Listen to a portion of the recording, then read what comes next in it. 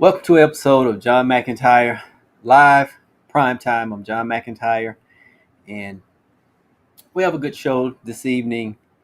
Something that's very important that I talk to, the retirees, and so. Um, but before we get into that, you know that what we have to do the wallet wins. We're going to share some wallet wins. And by the way, today is September the 24th, 2024. And it still is, I'm going to keep reminding everyone that it is Life Insurance Month, Life Insurance Awareness Month. So this is a good time to look into your life insurance to make sure you either are properly insured or make sure that you're not underinsured or that you even have life insurance. And if not, you can give us a call, contact us.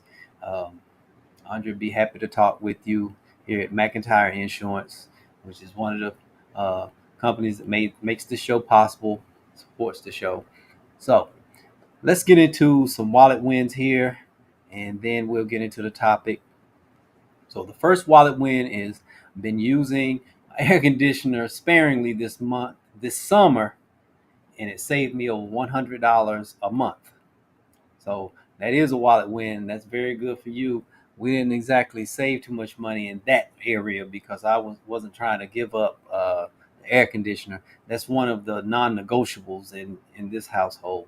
But very good for you. If you can handle it, that is one of the areas you can really save some money on those utilities during the summer months. That's when everything is used the most, especially with the air conditioner. Air uses a lot of power. Uses a lot of power. So being able to, you know, um, I guess brave the summers with less air conditioner, good for you.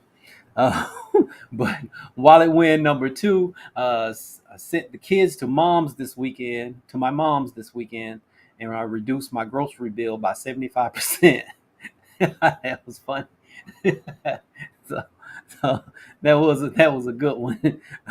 I sent the kids to mom's this weekend, reduced the grocery bill by 75%. So yeah, uh, what could really happen if you sent them away for like a month? Month just weekends. That was funny. And wallet win number three, and this has a lot of exclamation points behind it. My student loans are gone.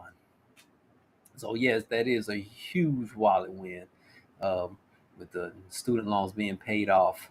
And I guess that's like a big burden off your shoulders. Also, that's one that basically a lot of people say it becomes emotionally draining. It can be, it can really wear you down trying to get all of those loans paid off. And so that's the reason why we advocate pre-planning for college, and then that way hopefully the kids will not have to depend on the loans because there's just too much money out there for students today to be depending on student loans. There's free money for every kid out there. Believe me, it is. If they want to go to college, I'm a firm believer. I've seen it. Now that I've seen it and experienced it, and seen kids from the extreme ends of the spectrum go to school with money, grants, scholarships, things like that. Yeah, so it is something, and that's what planning could do for you. So we have three good wallet wins: using air conditioner sparingly, saving over $100 a month, sending the kids to mom over the weekend, and reducing the grocery bill by 75%, and student loans are paid off. Three big wallet wins, and so we share the wallet wins. We celebrate them. I ask you to share your wallet wins. Um, Make sure to put the hashtag wallet win in there, and we will definitely share them and celebrate with you because that's as um, it's been said by a lot of the personal development experts. Success is the sum total of small actions taken consistently, and that's what financial success is. It's the sum total of small wallet wins achieved consistently. So that's why we celebrate the wallet wins. Okay, let's get into today's topic. This evening's topic. And this was one, having talked to, with Medicare season coming up, we're talking with a lot of beneficiaries, and they're sharing their wisdom, the retirees. And one of the things that we hear a lot is um, the regrets, the actual regrets. As you're talking to some as they're enrolling in Medicare, things like that, Social Security. They're saying, um, they're sharing, what they've learned, good and bad. And so these were just some of the ones that you hear the most, that the retirees share. And number one is they wish they had just saved more.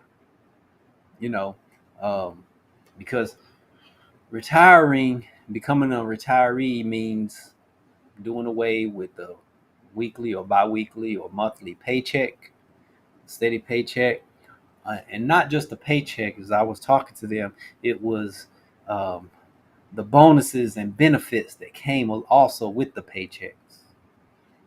Some saying they wish they had saved more, um, and mainly just off to the top, they were like, I wish I would have saved, the 10%, being more consistent with saving the 10%.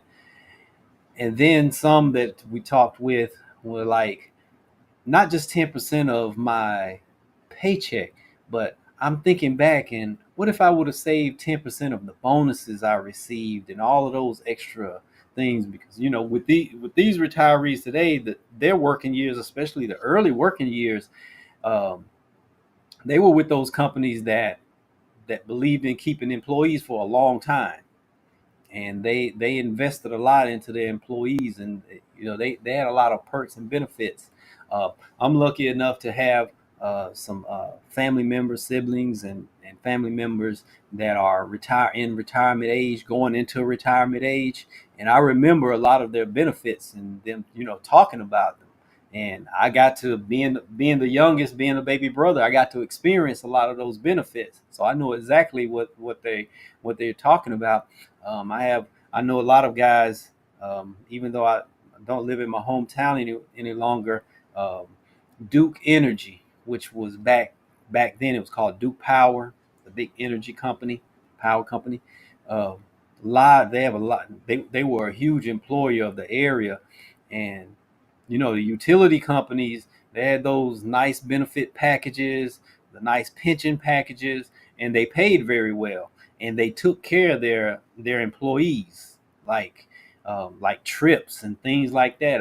I have a brother that retired from Duke, and I remember, since I was the youngest, and I would go with them on those employee and family trips. They could take people along, and those were like amusement parks and things like that. And they would receive, these, serious bonuses, stock options, and I mean these, still are serious stocks that are still performing very well, performing much better than they were even back then. And so they were, and I talked to guys in my area where I live. There's a lot of Duke retirees, and the Bell South, the phone companies, the ones that retired from the phone companies, and they were like, "Oh yeah, those were the good times." And some of them saying, "I had a lot of good times with the money. I should have saved more, especially those bonuses. I think back on what I did with those bonuses, and I'm like, man, I should have. If I would have just kept 10% of it." Over the years, all of the bonuses that we received, if I would have just saved 10% of that, I mean, my portfolio would probably be 60, 70% more than what it is now. And I mean, they're doing very well now. It's like, wow, so that was a big one. More than 60% of the retirees, over half of the retirees, just say, I wish I would have saved more. And that was one. So to give it to take it to the younger generations, us Gen Xers, the Z's, the millennials, all of those, um, that's something to think about.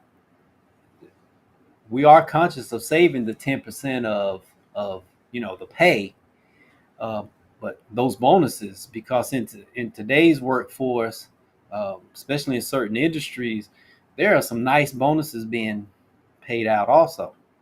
And so just think 10%, or if you don't really need it, just save it.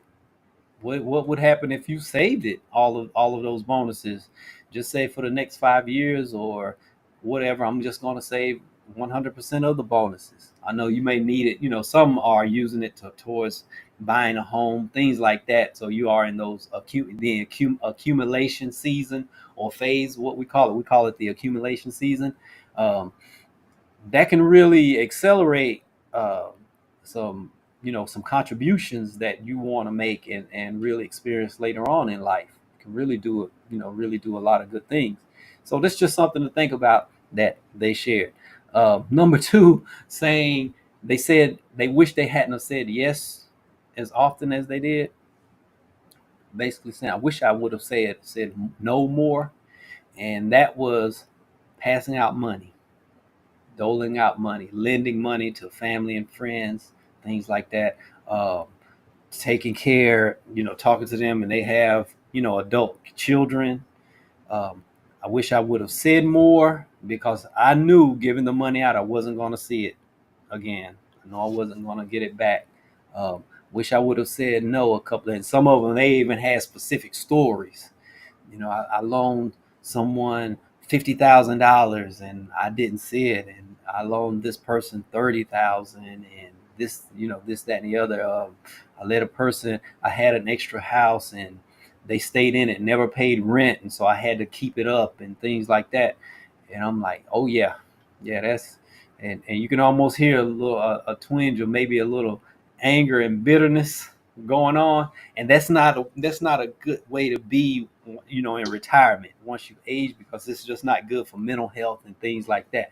And so talking with them, just helping them to um you know to get them to reframe it, like you was just taking care of someone, and even that doesn't work with them. They're like, okay, so you're going to have to just redirect that energy, you know um, put it into your hobby or somewhere else, or doing some good or something like that, because that one's a serious one.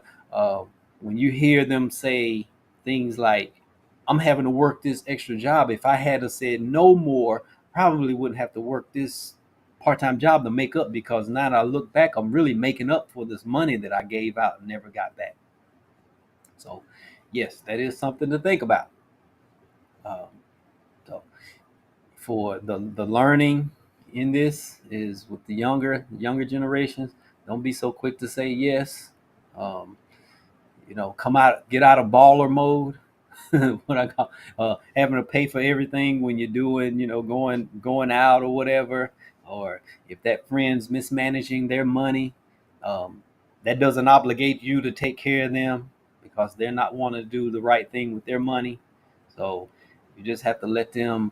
As long as they're not becoming homeless or something like that, it's okay to say no. It's fine. It's called boundaries.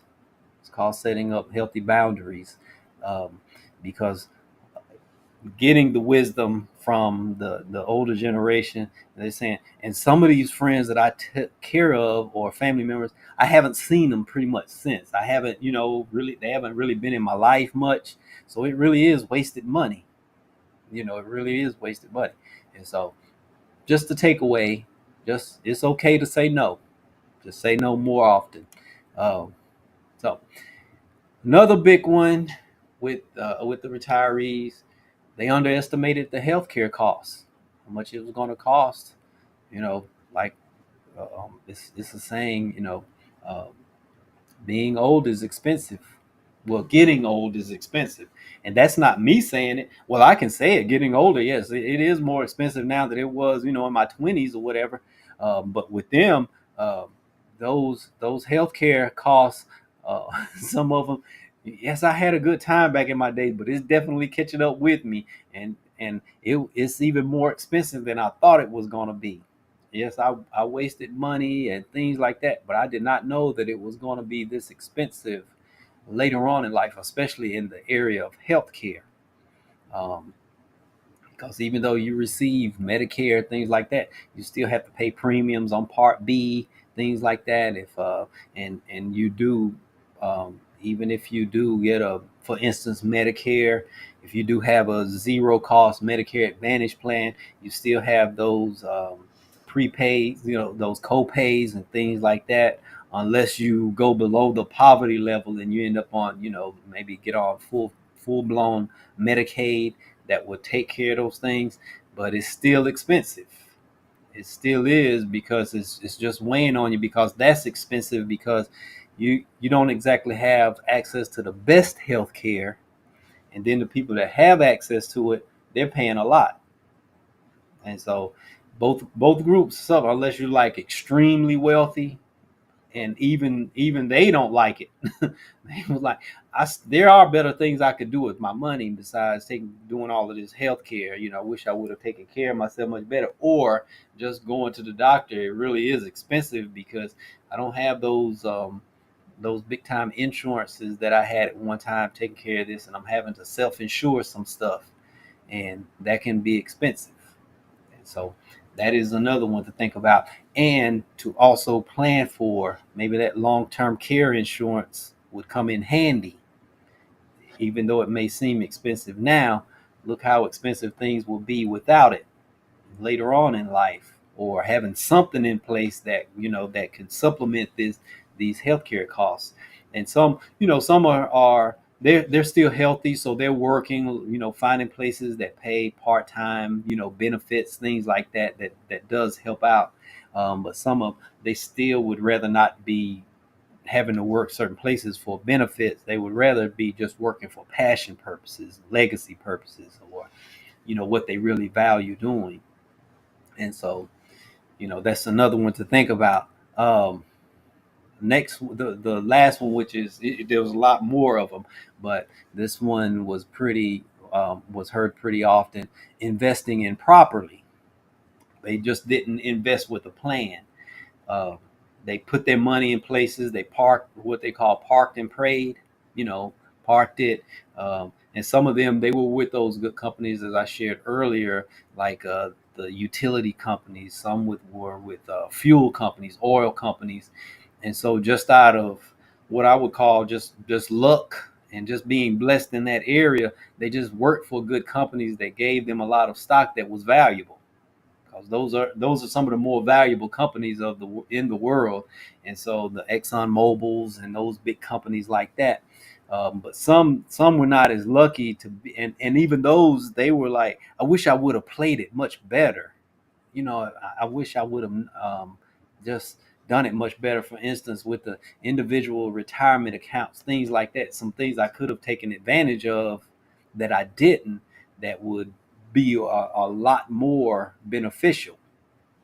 And some of them, they actually had access to IRA plans and things like this, and they didn't think about it from a tax point of view of how things would be. And you know they did well, but they could have done much better. And so think I have some comments here before I move. Okay, I have Sue Roberts. Hello. And oh, okay, I see that. But yes, hello. That's one of my favorite viewers, Sue Roberts.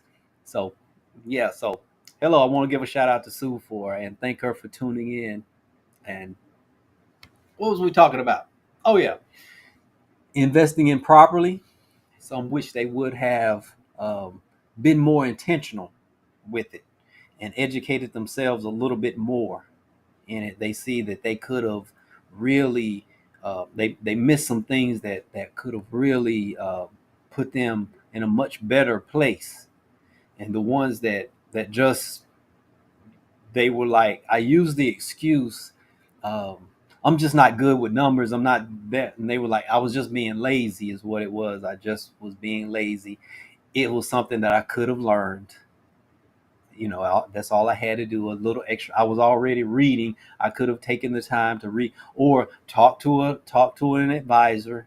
I knew there was a planner in the area, and some of my friends went to the planner, became clients, and I thought I was smarter than everyone around me, and they're doing much better than me, especially in those areas with inflation. They had plans to offset inflation and to stay ahead of inflation. here I am, a victim of it, and here I am. I'm taking. I didn't do my retirement accounts correctly, and so I'm getting hit with taxes much heavier than I could have been. I could have reduced my taxes much more, things like that. And so that's something to think about, that you should become more intentional with planning on how you're going to work your retirement accounts. Do I do a Roth? Do I do a traditional?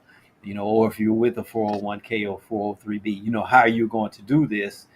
Plan in advance, because if you're in your 50s, you know, when you retire, you've got 20 to 30 more years to look forward to of, retirement. Um, will you be like so? Will you be aggravated and bitter about it?